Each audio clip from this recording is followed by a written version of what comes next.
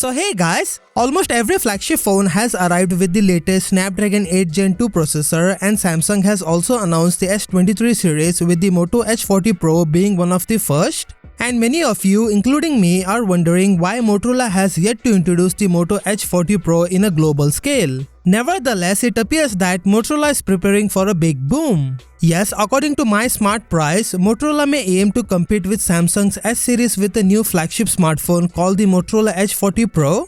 Rumors claim that the company's forthcoming flagship phone will be released to the worldwide market during this year's Mobile World Congress, which will take place from February 27th to March 2nd. Unfortunately, there has been no official words from Motorola about the Edge 40 Pro, but recently leaked renderings courtesy of Apple's pointing to its release. Let me tell you that I have been waiting for this phone since it was released in China. I like the phone's design and how it feels in hand. The Moto Edge 40 Pro may be a tough competitor to the Galaxy S23 Plus in my opinion, because of the almost same specifications. The only difference between two phones is that the Galaxy has an overclocked 8 Gen 2, but a battle between these two phones will be exciting to see when the Edge 40 Pro is unveiled. When pricing is taken into account, the Edge 40 Pro can be almost as pricey as the S23 Plus. The Edge 40 Pro will really be available for €849 with 12 gigs of RAM and 256 gigs of storage according to the source. The Edge 40 Pro will indeed cost €50 more than its predecessor.